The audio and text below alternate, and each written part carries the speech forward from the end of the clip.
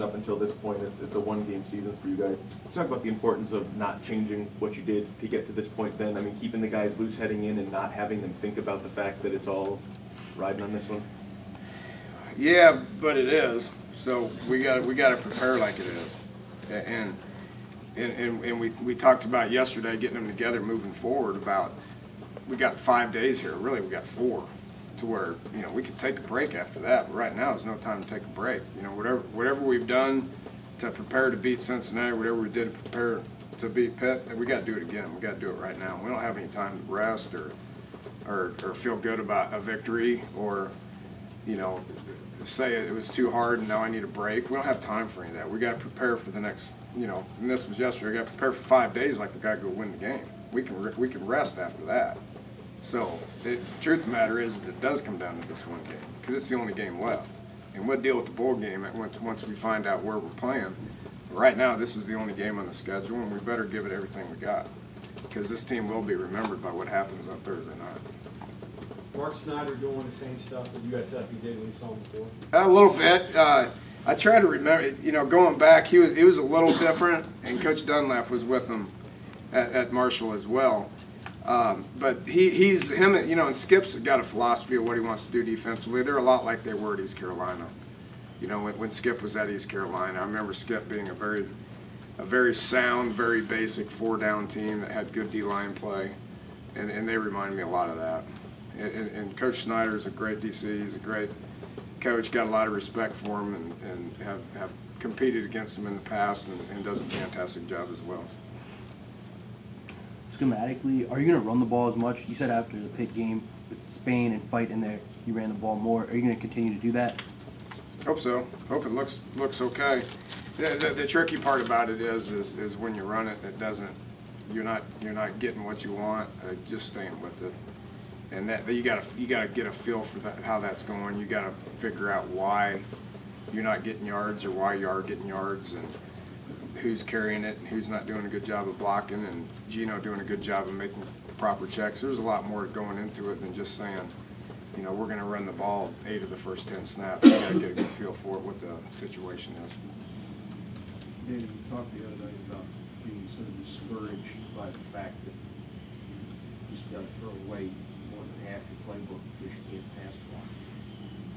Have you conceded that in game planning and have started to alter that, or you still go full speed ahead and see how it works?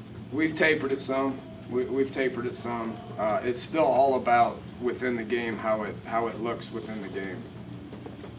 You can go into every game and you can think that you can protect them, or you think you can't protect them, and then you go into it and you are protecting them to the point to where you can call more pass plays, or you're not protecting them to the point to where you better quit calling so many pass plays. Preparation standpoint's probably changed a little bit, but it's not going to change drastically. It's all about what you got to do within the game, based on what works and based on how things are going. Completely different. Who is your punt return guy? Don't know yet. It'd either be Tavon or it'd be DB Brown. Don't know yet. We'll figure that out. They've allowed 3 punt return yards all year. It seems like you might want a safe guy back there. Yeah. All right, we'll put DB back there. What? Does that play into it? Yeah, it does. Yeah, and Tavon was disappointed with what he did in the game. He played well offensively. Touched it 10 times, had over 100 yards. Touched it 11 times, I think, maybe more than that. But did well offensively. What Pitt did, which was pretty smart, they sky kicked it. They didn't get any depth. They only kicked it 30 yards, which means he's got to weave through people to get there. And you know, he didn't do a very good job of it the first time. We jumped him. Banks was in the wrong spot at the wrong time, but that's Tavon's responsibility to get him away from it, and didn't do his job. And at hindsight, should have took him out, but we didn't. We put him in there again, and he had to weave through people and was distracted and didn't catch the ball, which is a losing effort that gets you beat. And our defense did a fantastic job of going out there, and after they stopped them, having to go back out there and held them to 2 field goals. I mean, that was huge. we'll work them hard today and tomorrow and figure out which guy we need to have out there. West Virginia's had trouble down there in the last 4 trips or something like that. Are you aware of that? Don't care. Has not played well. Doesn't make any difference to me. I'm sorry. Doesn't make any difference to me. I hope you're right. Both Lattimore and Davis are among conference leaders in sacks. Any changes in the game plan along the line to kind of combat them? Got to block them. They're not the first two that do a good job of sacking the quarterback. Like I said, we faced, this is the 5th team that I think are in the top 15 when it comes to sacks and negative plays per game. The Big East has got, and West Virginia is not in the top 15, but we do a pretty good job of that based on last game. We've seen it in practice. The Big East has got a lot of guys that can rush the passer and create problems in the backfield. So that doesn't mean we're going to change something because we faced it 5 or 6 times this year of teams doing a good job at that. So we got to get better with our technique. We got to call plays to where we can move it forward and make sure that we're in the right place in specific situations to where we do move the ball forward. Regardless of what you guys have done well or haven't done well this year, is this, in your mind, I guess, what it's all about, to kind of be in the running here in the last week and have a chance to kind of share the title? Yeah, I take it. I wish we could have a few of those games back that we didn't win, but there's nothing you can do about it. Like a couple of the good victories that we've had, we put those to rest and move forward from them too. So it's right there for us. This is what it's about. We have, a national TV game, quality opponent. We win the game, we get a share of the Big East Conference Championship. So that's where we wanted to be in the beginning of the year, and it's right there for us. I mean, would we have liked to have won a couple of the games and had it wrapped up right now? Yes, us and everybody else would like that. But that's what it is reality. And reality is we put ourselves in a position where we can win the Big East. We'll take it. Let's go to work. Does it say anything about this conference, though, that no one is in control of their own destiny? Everybody needs some help? It's like everybody said in the media days. When I was asked a bunch about, how do you feel about being picked first, I was like, don't have any feelings for it whatsoever. Probably the same feelings that Chris Shano had about Rutgers being picked 8th. They've had a good year. So it's a very competitive conference. We talk about it every week. It's a competitive conference. You look at South Florida. I mean, they lost by 6 against Connecticut and 3 Cincinnati, 3 Rutgers, 3 Miami, 10 Louisville. I mean, they've had a whole bunch of close losses, and there's just very few teams that don't either win by 3 or 7 or lose by 3 or 7. It's just competitive. We all understand that.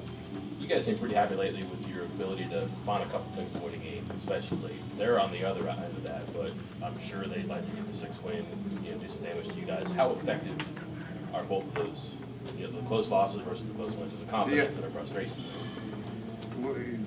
You want to be on the positive side on that, and the last couple of games, and we've talked about it, but the last couple of games, and we've done lots of things wrong. We've had some guys that have had some really good positive performances and some great atmospheres and some really good. When you win a game at Cincinnati, that's a good football team. You win the game here after being down 10 in a rival game, that's a good win. We've had 2 good wins in a row, and we've just found ways to win. It's obviously better than finding a way to lose. So, we'll build on that. And what we've been talking to the guys was after Louisville found a way to beat us. But, and we can all pinpoint one play if you want to, but they found a way to win. And what we talked about was just having energy and believing in your teammates and getting excited about playing and putting ourselves in the position that we're in right now. And the guys bought into that, and we found ways to win. Very proud of them. Listening and finding ways to do that. Is there something to the other side of that, though? I mean, they've been so close for so long. I'm sure they'd like to be remembered for maybe getting one of them rather than losing. It's a hard game. 7 of them. It's a hard game. Again, it's what we were guilty of that too. If 3 games ago against Louisville, we were guilty of that too. In a close game, which is many close games that are played in the Big East, it's you got to find a way to get it done. Because it's going to be pretty tight. It's not always going to look good. It's going to be challenging. You've got to find a way to get it done. And I think because we've got a bunch of good senior leadership, talked about those 22 seniors last week, about how important it was for them to go out on top. We got some good senior leadership that did what they had to do to find a way to win the game. David, this is, falls into the category of things you can't control. Do you look at weather forecasts and think, boy, I hope it's not hot down there, and if it is, even if it's not hot, I mean, it's still 70 degrees and maybe humid, is there anything you can do about that in December? Well, we can't move practice down there for a week. Weather was pretty good yesterday. It's like 60 degrees when we practiced yesterday. Probably be something similar to that. We've faced every kind of weather that exists. There's nothing, we can't do. We can't build a bubble and make the weather be what we want it to be. So I don't think you can worry about that. I mean, if it's rain, then we got to deal with the rain. If it's snow, you got to deal with the snow. If it's wind, you got to deal with the wind. If it's heat, you got to deal with the heat. So, yeah, we'll worry about that when we get down there. Are there distractions with having so many players from the state of Florida? When you go down there, like tickets for families, that kind of stuff, are there distractions like that? Could exist. You know, it's our job as coaches to make sure those don't exist. We always have, we allow family to come to the hotel. Yeah, it's just, you know, we do here, you know, but there's times set aside where you can meet with your friends and family in the lobby on a set schedule as far as when and when you can't, because ultimately it's about going and playing the game and winning the game. It's not about family reunion or visitation or any of that stuff. So, but I'm sympathetic to them to where if they want to meet with them in the lobby for an hour and say hi and give them a hug, I mean, that's fine. But we still got meetings and we still got to get into the room. We got to go to bed and we got to get up and have walkthroughs and have dinners and all that stuff and go play the game. Kind of sticking with that idea of focus. Obviously, no Big East team is in control of their own destiny. How important has it been that these guys just focus on the West Virginia game and not Cincinnati, UConn? Obviously not the same night. But. Critical. It's critical, which I think we did that last week. We were very motivated to play the game and focus only on playing our game. And there was TVs on that were playing the Cincinnati game, and whether it was now or whether it would have been 6 weeks ago, that same game would have been on. We still would have watched the game. You just watch games that are in your conference, and that we control. We've talked about it. We haven't talked about scenarios with bowl games or any of that stuff. We've strictly talked about what our goal is, and we set a goal in the beginning of the year to be Big East champions, and that's it. And we're in a position to where it's not, we can't be the sole Big East champion, but we can have a part of it. And it can be as much ours as anybody else in the conference. And that's all we've talked about. And that's all we can worry about, and that's all we're going to focus on here over the next couple of days. And does everybody come home, or are you going to have some guys stay out? Yeah, we'll have several guys start recruiting. This is, I don't understand this schedule, this recruiting schedule. This is the first time I've dealt with it, but you know, this is a contact period right now. We're in a contact period, but 32 or 34 teams across the country have to play a game this week. Well, the other 80 get to go recruiting. That to me doesn't seem fair. So, you know, we're one of the 32 or whatever that doesn't get to go recruiting, but we'll send some guys out in Florida Friday, Saturday, and then the new week starts over on Sunday, and we'll just stay out. We'll keep probably another 6 guys out starting on Sunday, to where we'll have you know, our full allotment out next week. So, all right, guys, appreciate it.